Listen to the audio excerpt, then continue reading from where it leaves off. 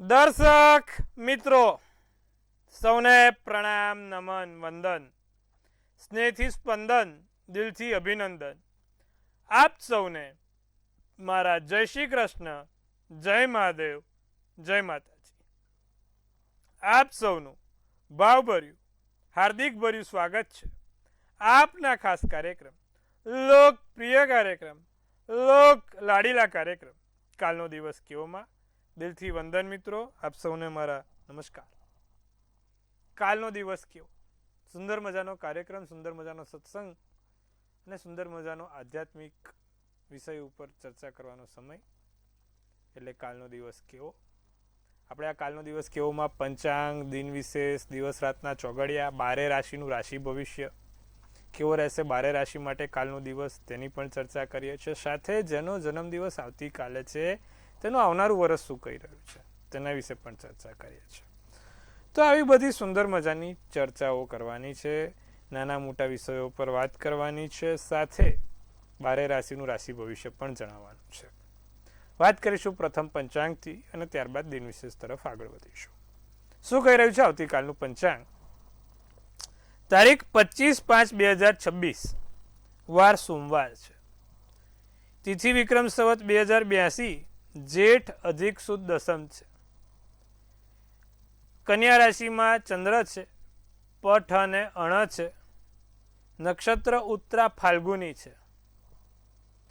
યોગ વ્રજ છે, કરણ તૈતિલ છે. વિછોડો કે પંચકની વાત કરીએ તો પંચક કે વિછોડો નથી દેખાતો. સૂર્ય વૃષભ રાશિમાં છે, ચંદ્ર કન્યા રાશિમાં છે. વહેલી સવારે 5:55 સૂર્યોદય થાય. તમે જુઓ કેટલો વહેલો સૂર્યોદય છે, 5:55 સૂર્યોદય થઈ જાય છે અને સૂર્યાસ્ત સાંજે 7:17 છે. ચંદ્રોદય 2:14 તો ચંદ્રાસ્ત 2:24 છે. અભિજીત મુહૂર્તની વાત કરીએ 12:09 થી 1:03 અભિજીત મુહૂર્ત છે અને રાહુકાળ છે એ 7:35 થી 9:15 રાહુકાળ છે. રાહુકાળ એટલે કે ન કરવા માટેનો સમય, કોઈ પણ વસ્તુ ન કરવી, સારું કામ, સાથે રાહુકાળમાં બને ત્યાં સુધી શક્ય હોય તો કોઈ લાંબી મુસાફરી, માંગલિક કાર્ય, આ બધું રાહુકાળમાં ના થાય તેનું ખાસ ધ્યાન રાખવું. એકંદરે કાલે દિવસ મધ્યમ રહેશે. અધિક માસ ચાલે છે, અધિક માસમાં શક્ય હોય તો કોઈ શુભ કામ ના થાય, સારા કામ ના થાય. ભગવાનને લગતા કામ થશે પણ સારા કે શુભ કામ નહીં થાય, તેનું ખાસ ધ્યાન રાખીશું. કાલે બીજું દસમ છે, અધિક દસમ છે, પરમ દિવસ 11 રહેશે. એટલે કાલે ભગવાનને પૂજવા માટે બહુ સારો દિવસ છે. ભગવાનની ભક્તિ કરજો, લાભ થશે. વાત કરીએ દિન વિશેષની. શું છે દિન વિશેષમાં? કાલે મહામૃત્યુંજયના મંત્રનો જાપ તમારા માટે સૌથી સારું રહેશે. ઓમ જૂમ સહ, ઓમ ભૂર્ભુવઃ, ઓમ ત્રંબકમ યજામહે સુગંધિમ પુષ્ટિવર્ધનમ ઉર્વારુકમિવ બંધનાત મૃત્યોર્મુક્ષ્ય મામૃતાત સ્વઃ ભુવ ઓમ સ્વઃ. આ મહામૃત્યુંજયના મંત્રનો જાપ થયો. જે વ્યક્તિ મહામૃત્યુંજયના મંત્રનો જાપ નિત્યક્રમ કરે છે, ખાસ કરીને સોમવારના દિવસે કરે છે, તેને શરીરમાં આરોગ્ય રીતે સારું રહે છે, નાની મોટી બીમારીથી છુટકારો મળે છે. માટે મહામૃત્યુંજયના મંત્રની તાકાત ખૂબ ઘણી છે. આવતીકાલે આટલું કરીશું. ભગવાન શંકરને દૂધ અને કાળા તલ ચડાવીશું, સાથે એક સફેદ ફૂલ ચડાવીશું. આનાથી ઘણું સારું રહેશે. વાત કરીએ દિવસ રાતના ચોગડિયાની. શું કહી રહ્યું છે દિવસ રાતના ચોગડિયા? પહેલું ચોગડિયું અમૃત છે, વહેલી સવારનું 5:55 થી 7:34 કલાક. બીજું શુભ ચોગડિયું રહેશે 9:15 થી 10:55 કલાકનું. ત્રીજું લાભ ચોગડિયું રહેશે 3:57 થી 5:37 કલાકનું. અને પાછું આવશે અમૃત ચોગડિયું 5:37 થી 7:17 કલાકનું. તો આ 4 ચોગડિયા ચારે સારા ચોગડિયા છે, કોઈ પણ પ્રકારના નાના મોટા કામ કરવા માટે, સારા કામ કરવા માટે. રાત્રિનું ચોગડિયું લાભ રહેશે 11:14 થી 12:35 કલાકનું. આ રાત્રિનું ચોગડિયું છે. એટલે આ દિવસ રાતના ચોઘડિયા થયા સાહેબ. કોઈ પણ પ્રકારના નાના મોટા કામ કરવા, સારા કામ કરવા માટેના ચોઘડિયા થયા. જો તમારે પણ કોઈ નાનું મોટું કામ કરવું છે, સારા કામ કરવા છે, તો આ ચોઘડિયા જોઈને કરજો. ફરીવાર અધિક માસ ચાલે છે માટે માંગલિક કાર્યો નહીં થઈ શકે. કોઈ બીજા ઘરના કામ છે, નાના મોટી વસ્તુઓ લાવી છે, અથવા તો કોઈ સારી એવી જગ્યાએ જવું છે, તો આ ચોઘડિયા જોઈને જવાય.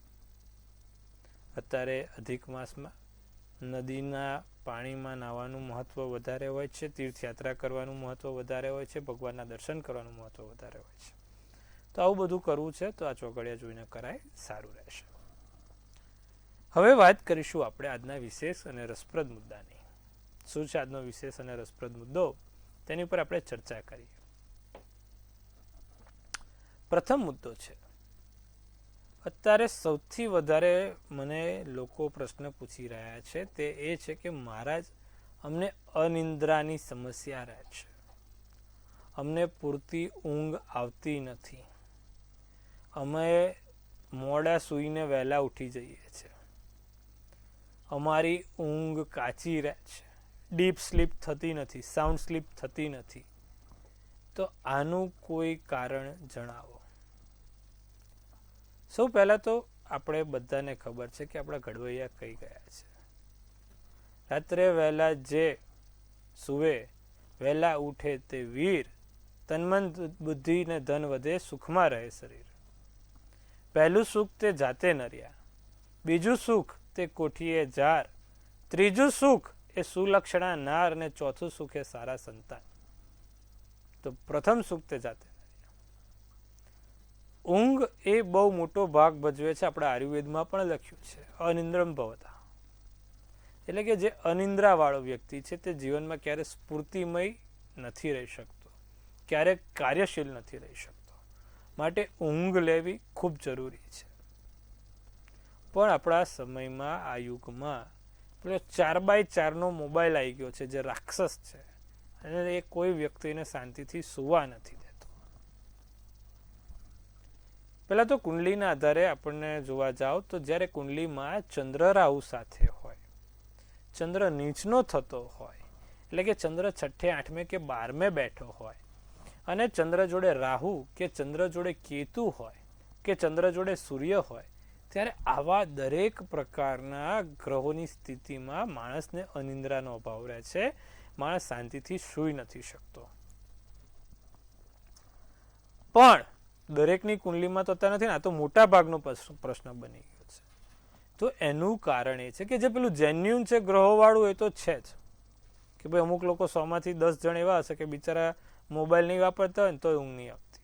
10 જણ એવા હશે કે ભાઈ જેને ખરેખર ગ્રહો નડે છે. પણ પેલા 90 લોકોનું શું? 10 લોકો માટે તો ઉપાય આપે, પણ 90 માટે બી ઉપાય આપવો પડશે ને. સાહેબ, મેં પોતે અનુભવેલું છે પર્સનલી, કે મને એક સારા વ્યક્તિએ કીધું હતું કે મારા તમે એવું હોય ને તો મોબાઈલ બીજા રૂમમાં મૂકીને સૂવાનું રાખો. અને ખરેખર સાહેબ મેં પ્રયોગ કર્યો, બહુ સુંદર મજાની ઊંઘ આવી. તમે જ્યાં સૂવો છો ત્યાં ના વાઈફાઈ હોવું જોઈએ, ના મોબાઈલ હોવો જોઈએ, કે ના કોઈ ઇલેક્ટ્રિક વસ્તુઓ હોવી જોઈએ. તમને સાહેબ ખરેખર આ પ્રયોગ કરજો. જો તમારે પણ ખરેખર ઊંઘની સમસ્યા છે અને તમે ઊંઘથી પીડાઓ છો, તમારા મોબાઈલને બીજા રૂમમાં મૂકી દો. તમારા ઘરમાં વાઈફાઈ જો તમારા રૂમમાં હોય તો એને બંધ કરી દો. બીજી કોઈ ઇલેક્ટ્રિક વસ્તુ હોય એને બંધ કરી દો. એટલે કે ટીવી ચાલુ હોય, રિમોટ ચાલુ હોય, ટીવીનું ચાલુ હોય, પણ ટીવીને મેઇન સ્વિચથી બંધ કરવાનું. જો તમારા બેડરૂમમાં બી ટીવી છે અથવા તો તમે તો એને મેઇન સ્વિચથી બંધ કરવાનું રાખજો. બાકી એસી બંધ ના કરે, નહીં તો લોચો થઈ જાય. તો મહારાજ બી સમજે આવી ગરમીમાં. પણ આ ઇલેક્ટ્રિક વસ્તુ કહું છું કે ટીવી, વાઈફાઈ કે પછી તમારા મોબાઈલ ફોન, ચાર્જર પણ, તમારા મોબાઈલનું ચાર્જરની અમુક લોકો સ્વિચ ચાલુ રાખે છે અને એમાંથી એ થાય, કે તમારી પાવર બેંક. આ વસ્તુ સૌથી હાઈ રેડિયેશન આપતી વસ્તુ છે ને જે તમારા મગજના બ્રેન વેવને સીધી ઇફેક્ટ આપે છે. એમાં અત્યારે બધા ફોન 5G થઈ ગયા છે. 4G 5Gના રેડિયેશન, 4G તો ચલો 5Gના રેડિયેશન સૌથી હાર્મફુલ છે તમને અનિદ્રા માટે, ના સૂવા માટે. અમુક તો બુદ્ધિશાળી તેજસ્વી લોકો એટલા છે કે એ તો ઓશિકા નીચે મૂકીને સૂઈ જાય છે. એવા તેજસ્વી લોકોનું તો આપણે શું કરીએ, પણ સૂઈ જાય છે. તો આ વસ્તુ તમારે બહુ જ ગંભીરતાથી લેવાની છે. ને મોસ્ટલી રાતે સૂતા પહેલાં લોકો મોબાઈલ અને ઉઠતા પહેલાં મોબાઈલ, એટલે સીધા એના ક્ષ-કિરણો સીધા પહેલાં શરૂઆતના તમારા જ્યારે સબકોન્શિયસ માઇન્ડ એક્ટિવ હોય, આપણું આયુર્વેદ, આપણું સાયન્સ પણ કહે છે કે જ્યારે માણસ ઊંઘતો હોય ને જાગતો હોય ત્યારે એનું સબકોન્શિયસ માઇન્ડ તરત એના વેવ્સ પડે, એટલે જે કેપેસિટી છે એની વિચારવાની, એની ક્ષમતાની, એ પણ ઘટી જાય છે.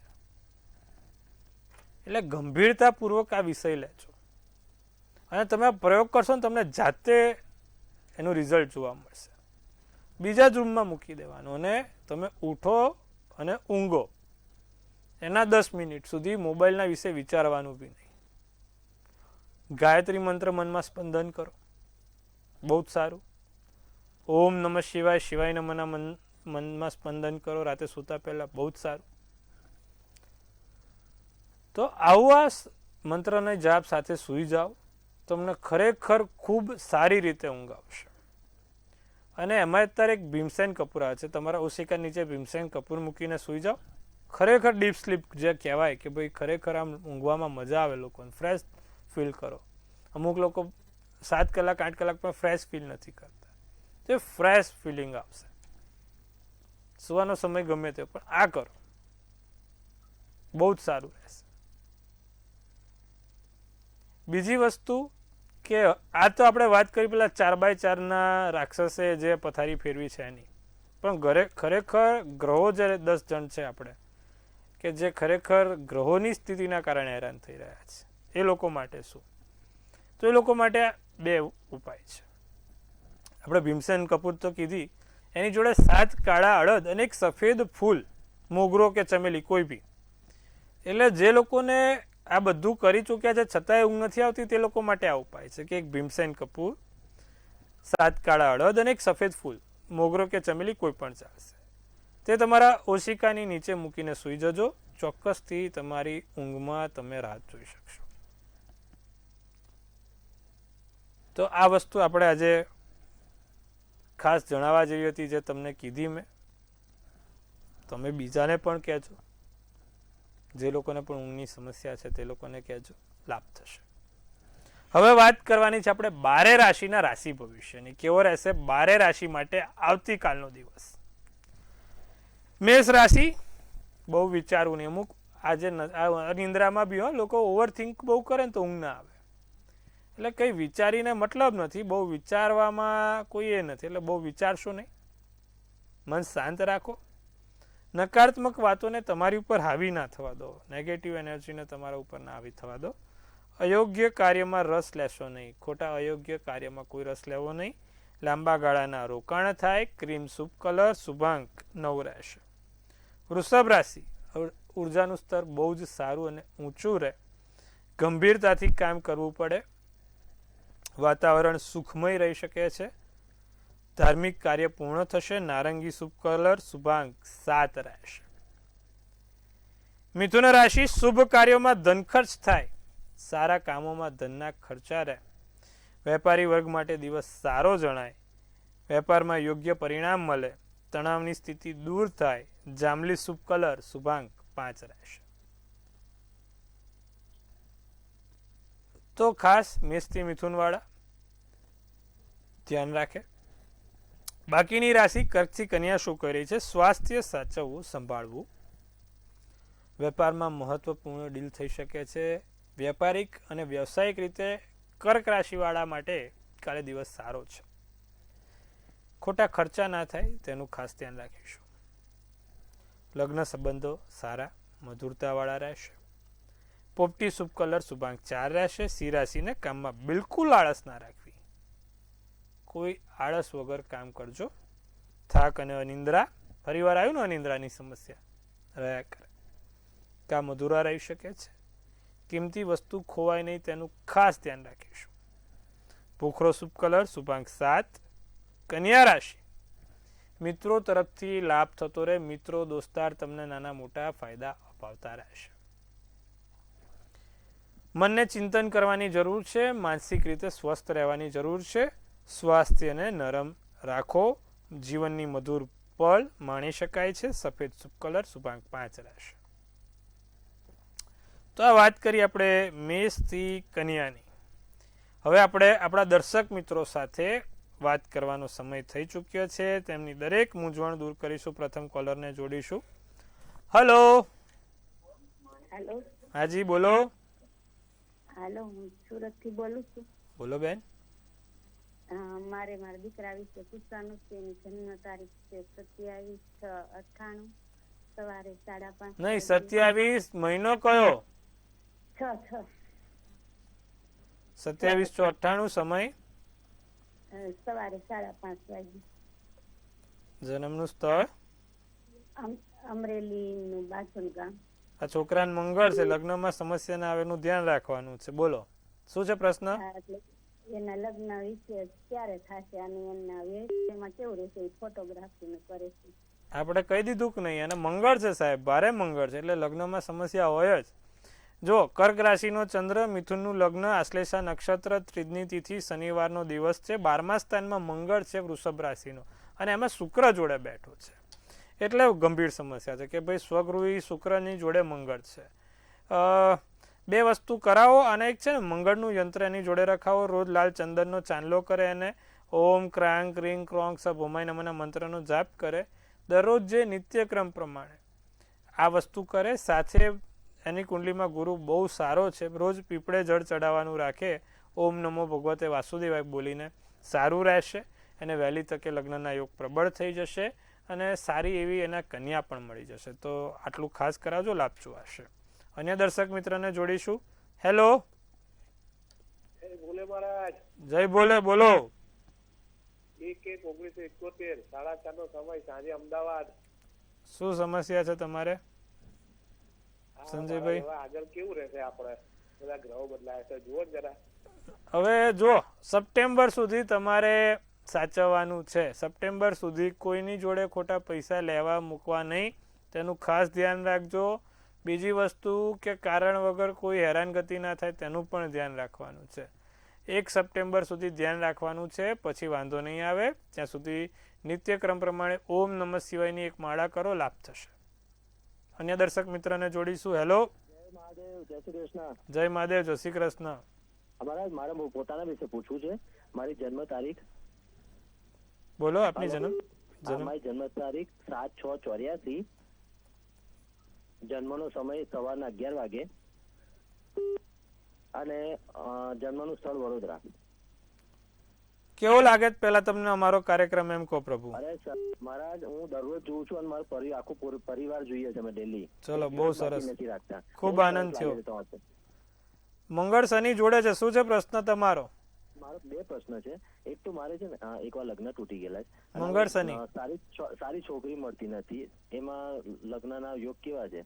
અને બીજો પ્રશ્ન, મારે કરિયર કેવું છે? મેં લો કરેલું છે, એડવોકેટની પ્રેક્ટિસમાં મજા નહીં આવતી, પણ મને હું ટ્રાય કરી રહ્યો છું આઉટ ઓફ ઇન્ડિયા, બટ મજા નહીં આવતી, કામ થતું નહીં. મેં પહેલા શું કીધું? મંગળ શનિ એટલે લગ્નમાં સમસ્યા, પ્રોબ્લેમ. મંગળ શનિ જ બોલે આપણે. મંગળ 500 વાર આપણે એપિસોડમાં કીધું છે. મંગળ શનિ જોડે હોય એટલે લગ્નમાં સમસ્યા આપે, ભંગ કરાવે. તમારે સાહેબ છે ને, છોકરી જેની કુંડલીમાં મંગળ કે શનિ ભારે હોય ને, એવી છોકરી જોડે તમારે આગળ લગ્ન કરાય, જેથી સારું રહે. એટલે આ વસ્તુ ખાસ ધ્યાન રાખવાની. સામેવાળીની કુંડલીમાં મંગળ કે શનિ હોવું જોઈએ.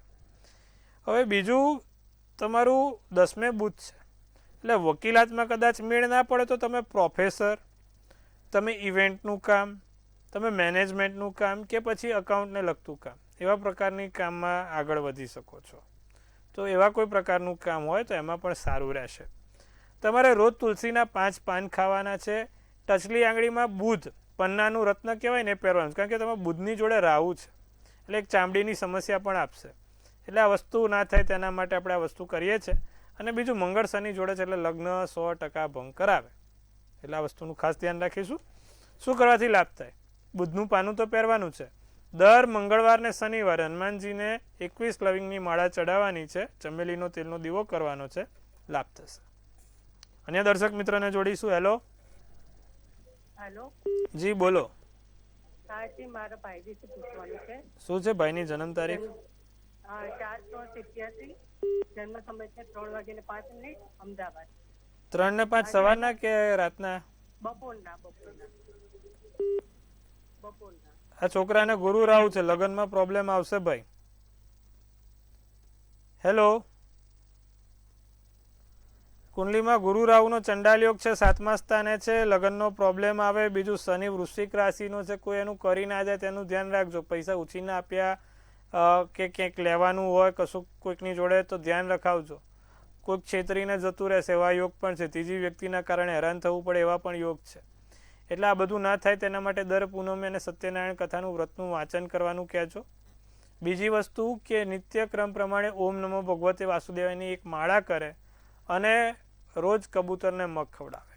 આ 3 વસ્તુ કરે એના માટે સારું રહેશે, લાભ થશે. તો સુંદર મજાની વાત કરી મિત્રો. તમારા સવાલના પહેલાં આપણે તેનો જવાબ આપી દીધો. આવું કોઈ ભાગ્ય જ કરતું હશે, મને નહીં ખબર, પણ આપણે આવું કરીએ એટલે આપણે એટલા જ્યોતિષમાં આપણી તાકાત છે કે તમે બોલો પહેલાં આપણે કહી દઈએ કે તમારો આ જ સવાલ છે ને એનો જવાબ આ છે. હવે ના તો ઠીક છે, ભગવાનની દયા છે, ઈશ્વરીય કૃપા હોય. હવે આપણે બાકીની રાશિના વિશે પણ વાત કરીએ. તુલા રાશિની વાત કરીએ. ઇલેક્ટ્રિક વસ્તુઓથી ધ્યાન રાખવું, ખાસ સાચવવું ઇલેક્ટ્રિક વસ્તુઓથી. બીજાના લોકોને દોષ ના આપવો. પેટમાં દુખાવાની સમસ્યા રહી શકે. નવી જવાબદારી લઈ શકો છો. રાતો શુભ કલર શુભાંક 2 રહેશે. વૃશ્ચિક રાશિને નોકરીમાં નવી તક મળે, નોકરીમાં નાના મોટા કામ થાય. પોતાના પર વિશ્વાસ રાખીને કામ કરીશું, સારું રહેશે. કામમાં તમે વ્યસ્ત રહી શકો, આત્મવિશ્વાસની કમી રહે. લાલ શુભ કલર શુભાંક 9. ધન રાશિ ધાર્મિક કાર્યોમાં પૈસા વપરાય, સારા એવા કામ થાય, 2-4 માંગલિક કાર્યો થાય, મગજને શાંતિ મળે, વ્યવસાયમાં ફાયદો થાય, સ્વાસ્થ્ય ઠીક રહે. ભૂખરો શુભ કલર શુભાંક 4 રહેશે. તો આ વાત કરીએ આપણે ધનરાશિની. બાકીની રાશિ મકર, કુંભ અને મીન. જીવનની અગત્યતા સમજાય,